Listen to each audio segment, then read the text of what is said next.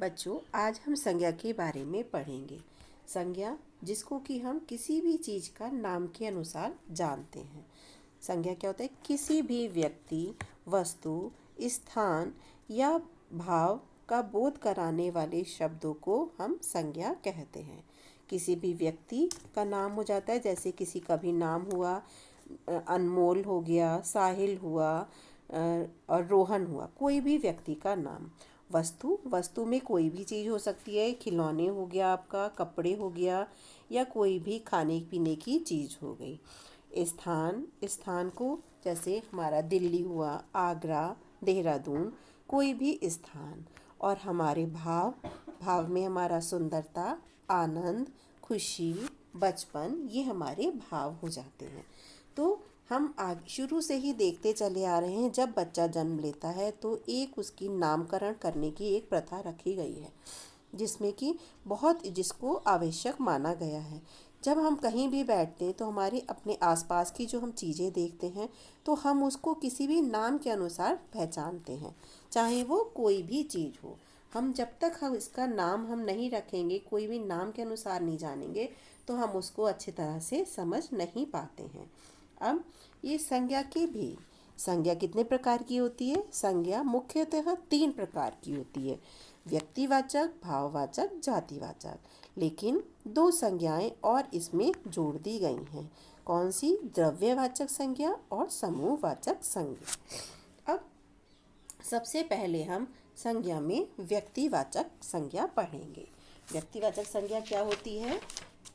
जो किसी विशेष व्यक्ति, वस्तु या स्थान के नाम का बोध कराने वाले शब्दों को हम व्यक्तिवाचक संज्ञा कहते हैं। अब विशेष व्यक्ति में कोई भी हो सकता है, चाहे वो महात्मा गांधी हो या अमिताभ बच्चन हो, या किसी भी व्यक्ति का, बच्चे का, किसी का नाम सुरेश, रमेश या कोई भी नाम हो। ऐसे ही हमारे शहरों के नाम में दिल्ली, मुंबई, चेन्नई, देहरादून, कोई भी नाम हमारा आ सकता है। देशों के नाम को भी हम व्यक्तिवाचक संज्ञा के अंतर्गत लेते हैं। देशों के नाम जैसे भारत, चीन, पाकिस्तान।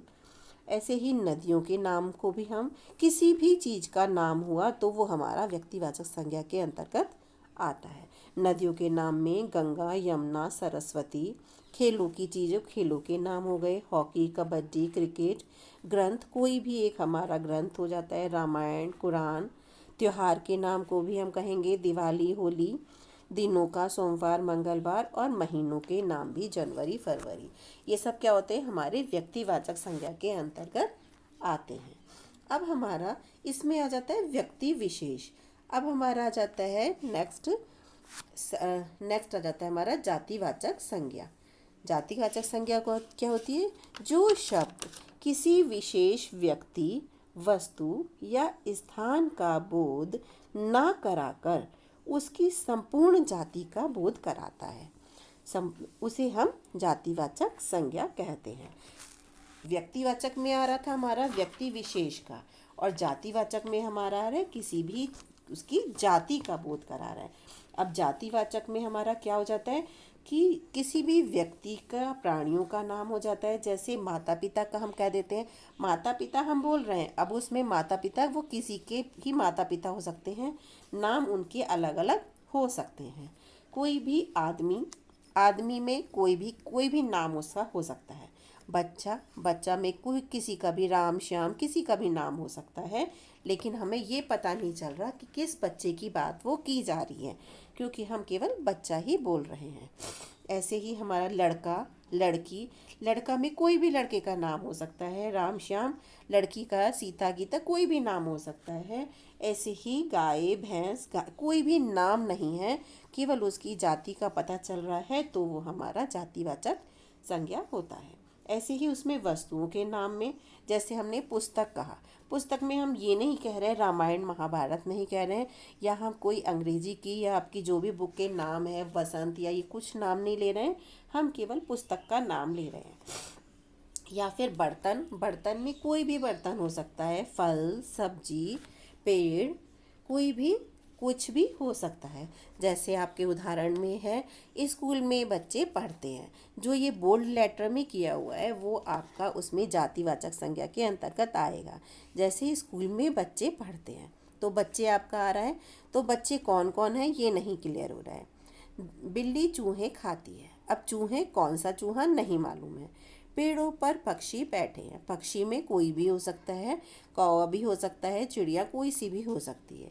हिरण का शेर शिकार करते हैं, हिरण का शेर शिकार करते हैं, तो इसमें आ रहा है हिरण का शेर, तो इसमें भी हमारा क्लियर नहीं हो रहा कि कौन सा है। सड़क पर गाड़ियाँ चल रही हैं, गाड़ी में कार भी हो सकती है, बस भी हो सकती है, कोई भी हो सकती है, तो ये हमारा क्लियर नहीं हो पाता है, इसलिए हम इसको जातिवाचक संज्ञा के अंतर्गत कहते हैं। अब हमारा आ जाता है भाववाचक संज्ञा। भाववाचक संज्ञा क्या होती है? जो संज्ञा शब्द किसी भाव, गुण, अवस्था आदि का बोध कराते हैं उन्हें हम भाववाचक संज्ञा कहते हैं। जैसे बचपन, बुढ़ापा, मोटापा, मिठास आदि। अब इसमें हम इसके उदाहरण देख लेते हैं। ज़्यादा दौड़ने से मुझे थकान हो जाती है, तो हमें क्या हो रहा है? थकान हो रही है। उसके भाव का पता चल रहा है, सुख दुख का पता चल रहा है, गुण दोषों का पता चल रहा है हमारा उसका, तो वो हमारी भाववाचक संज्ञा होती है। जैसे हम कह रहे हैं लगातार परिश्रम से सफलता मिलेगी, तो सफलता जो हो रहा है हमारा वो भाववाचक संज्ञा हो रहा है। भारत में गरीबी बढ़ रही है, तो गरीबी हमारा क्या हुआ? भाववाचक संज्ञा होता है। मेरा बचपन खेल कूद में बीता, तो बचपन हमारा क्या हुआ? भाववाचक संज्ञा हुआ। गुण दोष का, किसी भी अवस्था का हमें पता चलता है, तो वो हमारा भाववाचक संज्ञा होती है। ऐसे ही मेरे दोस्त की लंबाई मेरे से अधिक है, तो लंबाई भी हो गया, तो हमारा ये भाववाचक संज्ञा हुआ। अब हमारी ये 3 मुख्य संज्ञाएं हो जाती हैं। अब हमारी एक आती है द्रव्यवाचक संज्ञा। द्रव्यवाचक क्या है? जो शब्द किसी धातु या द्रव्य का बोध कराते हैं वो द्रव्यवाचक संज्ञा कहलाते हैं। जैसे द्रव्य कोई भी चीज़ हो गई, वस्तु में कोयला हुआ या पानी है, तेल है, घी है, या हमारा कोई भी पदार्थ हो जाता है, तो वो जैसे सोना है, सोने के हम आभूषण पहनते हैं, तो वो क्या है? आभूषण किस चीज़ के बने होते हैं? सोने के आभूषण बने हुए हैं। कोई भी धातु हो गई या हमारा पदार्थ हुआ या द्रव्य हुआ, तो वो हमारा द्रव्यवाचक संज्ञा के अंतर्गत आता है। जैसे मेरे पास सोने के आभूषण हैं, तो आभूषण किस चीज़ के हैं? सोने से बने हुए हैं। 1 किलो तेल लेकर आओ, तेल क्या हो गया? कोई भी पदार्थ, द्रव्य हो गया, तो ये हमारा द्रव्यवाचक हो जाता है। मुझे दाल पसंद है, एक पदार्थ हो जाता है। हमें रोजाना फल खाने चाहिए, बाजार से सब्जी लेकर आओ, ये सब क्या है? पदार्थ हैं हमारे। जैसे गेहूं से बने, किसी भी चीज़ से बनी हुई चीज़ को हम द्रव्यवाचक संज्ञा के अंतर्गत लाते हैं। जैसे गेहूं से बनी हुई रोटी, तो रोटी किस चीज़ से बनी हुई है? गेहूं से बनी हुई है। और चांदी के बने हुए आभूषण, तो किस चीज़ के आभूषण बने हुए? चांदी से बने हुए आभूषण। तो ये कोई भी चीज़ हमारी द्रव्य में, हम फिर क्लियर करते हैं, जो कोई भी चीज़ हमारी किसी चीज़ से बनी हुई होती है, पदार्थ हो या द्रव्य हो, ये तो हमारा द्रव्यवाचक संज्ञा के अंतर्गत आता है। अब हमारा आता है नेक्स्ट समुदायवाचक संज्ञा।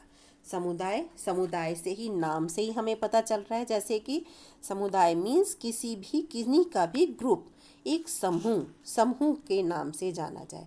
क्या है इसका? जिन संज्ञा शब्दों से किसी भी व्यक्ति या वस्तु के समूह का बोध होता है, उन शब्दों को समूहवाचक या समुदायवाचक संज्ञा कहते हैं। जैसे भीड़ हो गई, भीड़ क्या होती है? भीड़ अकेला एक इंसान से, किसी एक व्यक्ति से हम भीड़ नहीं कह सकते। भीड़ में कई सारे व्यक्तियों जहाँ मिलजुल कर खड़े हैं, तो वो हमारे कई लोगों का एक समूह जो कहलाता है, वो हमारा भीड़ हो गया। अब ऐसे ही जैसे पुस्तकालय, कोई भी एक पुस्तक रखी है तो हम उसको पुस्तकालय नहीं कहेंगे। कई सारी पुस्तकें जहाँ पर रखी हुई हैं उसको हम पुस्तकालय का नाम देंगे। तो ये क्यों? क्योंकि कई सारी पुस्तकें रख के एक समूह बना हुआ है, तो वो समुदाय में रखी हुई हैं, तो उसको हम पुस्तकालय का नाम देंगे जहाँ पर कई सारी पुस्तकें रखी जाती हैं। फिर हो जाता है झुंड, कई सारे पक्षियों का झुंड। कोई एक पक्षी का झुंड नहीं कहलाएगा, कई सारे जहाँ पक्षी होते हैं हम पक्षियों का मिला के तब उसको झुंड का नाम देंगे। अब हमारा हो जाता है सेना। सेना से एक अकेला व्यक्ति रहेगा तो उसको हम कहेंगे सैनिक, लेकिन सेना कई सारे लोगों की मिलकर जो होती है वो उसको हम सेना कहते हैं। नाम के अनुसार ही मालूम चलता है कि जहाँ समूह का नाम होता है, समूह में कई सारे लोगों से मिलकर जो बना है, जहाँ समूह में है वो हमारा समुदायवाचक संज्ञा के अंतर्गत आता है। अब इसके और उदाहरण देख लेते हैं। जैसे भारतीय सेना दुनिया की सबसे बड़ी सेना है। तो सेना क्या हुआ? भारतीय सेना। तो सेना जो आ रहा है तो वो हमारा समुदाय का नाम में आ रहा है। कल बस स्टैंड पर भीड़ जमा हो गई थी। तो भीड़ क्या है? हमारा समुदायवाचक है। मेरे परिवार में 4 सदस्य हैं।